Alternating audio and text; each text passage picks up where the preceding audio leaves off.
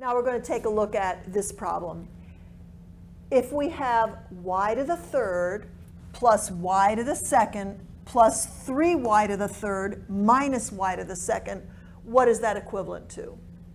Okay, y to the third is the same thing as 1 times y to the third, because when you multiply something by 1, it doesn't change the value. And I think this makes it a little easier to see. It's 1y to the third plus 3 more y to the thirds. So y to the third is like what you're talking about, the kind of thing you're talking about. We've got 1 of them and 3 more of them, and that's equal to 4 of them.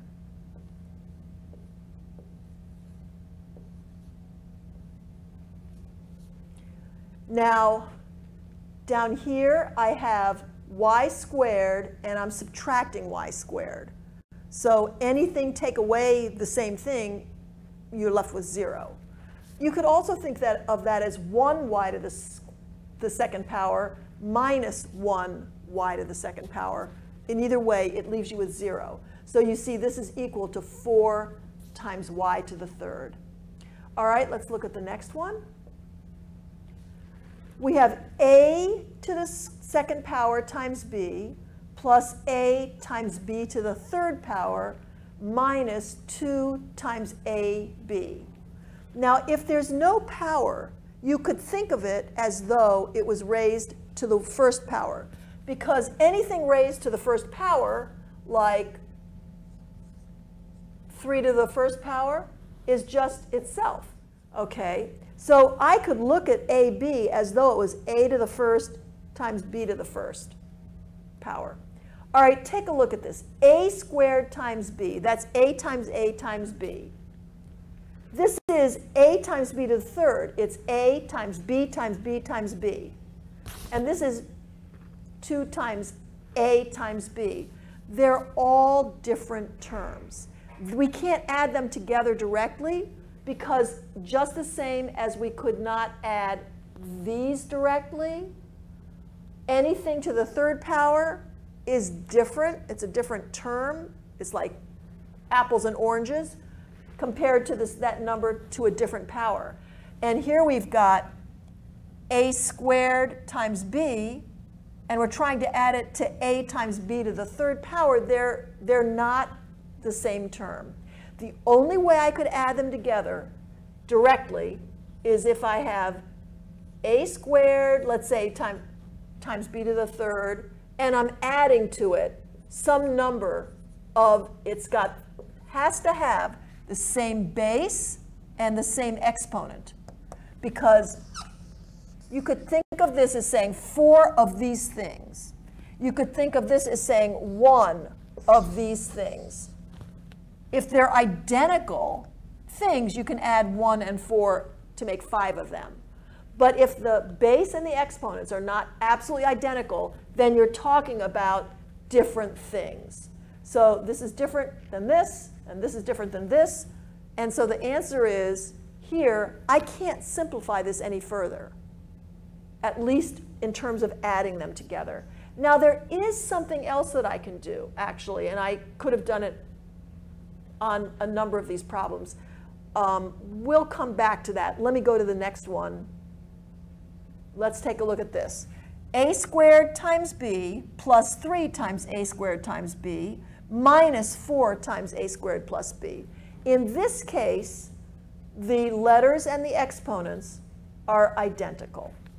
So I can say this is the same thing as 1 a squared times b.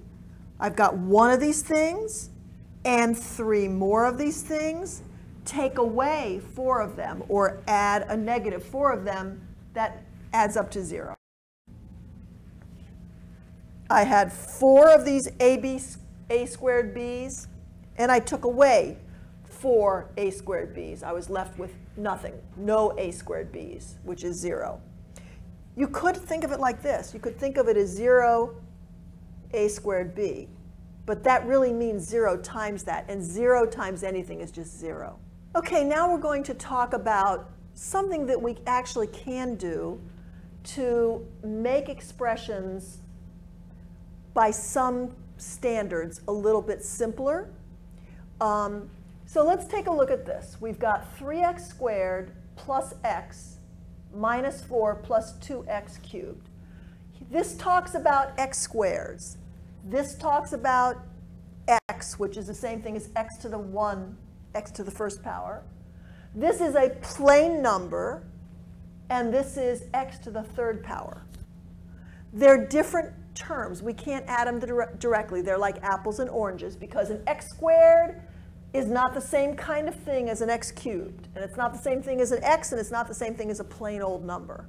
So I can't simplify that in terms of adding them together. But there is something I can do, and we could have done it in the previous problems that I illustrated before, where we had like y's or whatever. But now I want to show you how to do this. We can do this. First, I'm going to reorganize the terms. And I can do that because I won't change the answer by the commutative property. I can move things around. I always remember commutative property because if you commute to work, that means you move from one place to another. You drive your car or use public transportation to get to a different location.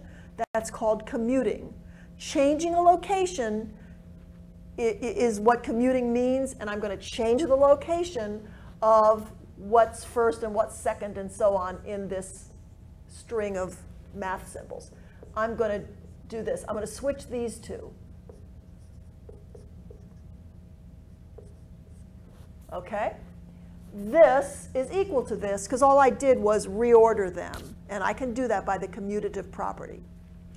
Okay, now, for these first three terms, even though I can't add them directly, I can do this. I can do what's called factor out an x. So I can say that this, not 4, because there's no x on 4, but this part of the expression is the same thing as x times 3x plus 1 plus 2x squared. And I still have my minus 4. Check it out. If we want to write this another way, it's equal to x times 3x is 3x squared.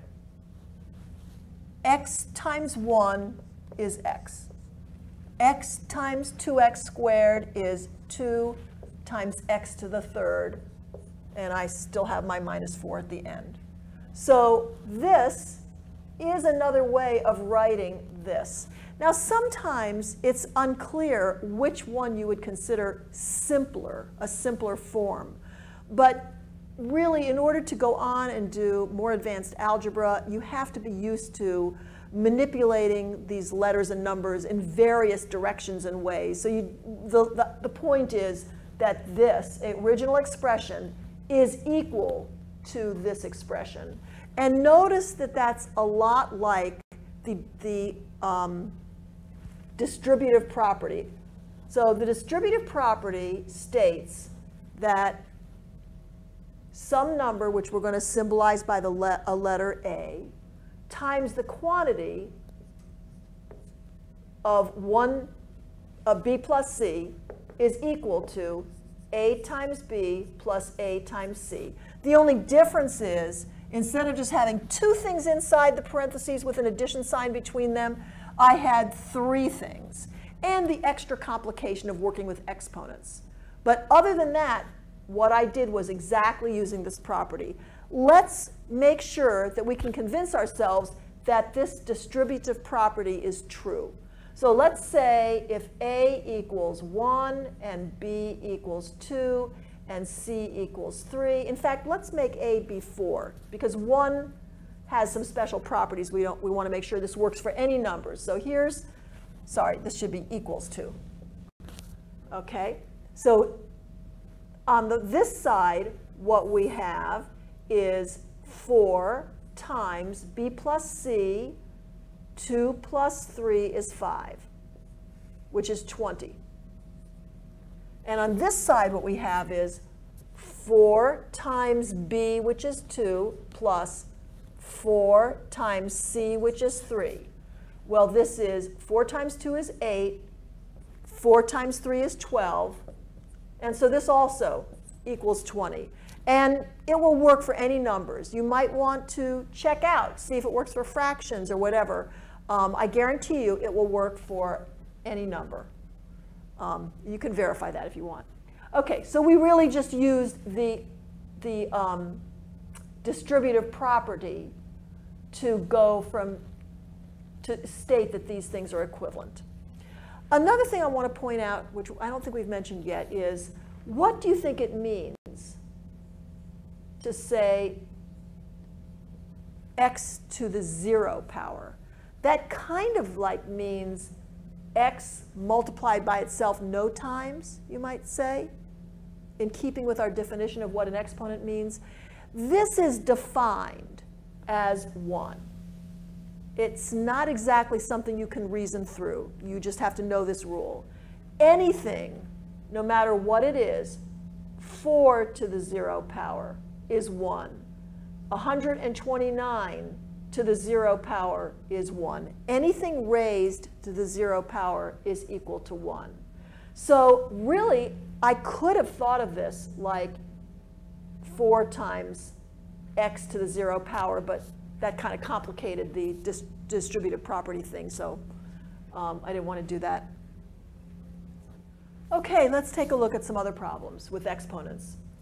Now, if I have 2 to the 3rd power times 2 to the 8th power, what would that be? What's another way of writing that where I don't have to get an answer that's a final number, but how could I express that as an expression with 2 as its base? Let's take a look. The definition of 2 to the 3rd means 2 times 2 times 2. And I'm multiplying that by 2 to the 8th. 2 times 2 times 2 times 2 times 2 times 2 times 2 times 2. Check me. Did I do it right?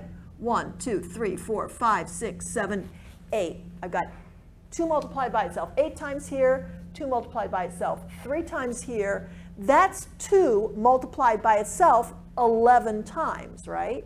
Because I've got 2 2's, and the parentheses could just be removed because by the properties that we've discussed. So this is equal to 2 to the 11th. Now I want you to take a look at the original problem and see how we got that. Notice that that's the same thing as taking the base and saying it's equal to 2 raised to the power of the sum of those exponents. So this is a general rule for multiplying with exponents. A to the b times a to the c is equal to what? Can you think what that would be? It's the base raised to the power of b plus c. Can you see that? Because this is a times itself b times. This is a times itself c times. So you've got b a's and c more a's all multiplied. That's just a raised to the b plus c power, exactly like what we saw here. Okay, now let's look at a little different situation. Here we have a times b raised to the r. Let's take a look at that. ab raised to the r. Now when I wrote it here, I put a little dot for multiplication. And I didn't bother with that here, but it means the same thing. This just means a times b to the r. If there's no dot for multiplication, it's implied, it's understood. Well, this is equal to a times b times a times b times a times b r times. So if, for example, that was ab to the 4th, it would be ab times ab times ab times ab. 1, 2, 3, 4. I've multiplied the base, which is ab, by itself 4 times. And so that's equal to a to the 4th times b to the 4th. So this is another rule that you can see. Remember that a times b could be thought of as a to the first power times b to the first power. Because when you multiply a by itself once, you get a. So this equals this, right? I've just restated it. So essentially what you can see is also, if there was an exponent inside the parentheses with an exponent outside, you multiply a times its own exponent times the one outside times b. 1 times 4 is 4. 1 times 4 is 4. All right, what about this? What about if it was a to the third times b to the second, all raised to the fourth power? This would be a times 3. Sorry, I said that wrong. Very important. It's not a times 3. It's a multiplied by itself 3 times, or a times a times a to the fourth power times b squared to the fourth power. And this is a to the 12th times b to the 8th. And again, to see how that works, use easy numbers. 2 to the second power times 3 to the, let's say, second power raised to the third power. So this is 2 times 2, which is 4, but I'm going to keep calling it 2 times 2, raised to the third power times 3 times raised to the second power, then raised to the third power. This is, in numbers, this is 4 times 4 times 4, which is 16 times 4, which is 64. And this is 3 to the second power is 3 times 3, which is 9. And then raised to the third power is 9 times 9 times 9. That's 81 times 9 is 729. So this is times 729. It's this times this.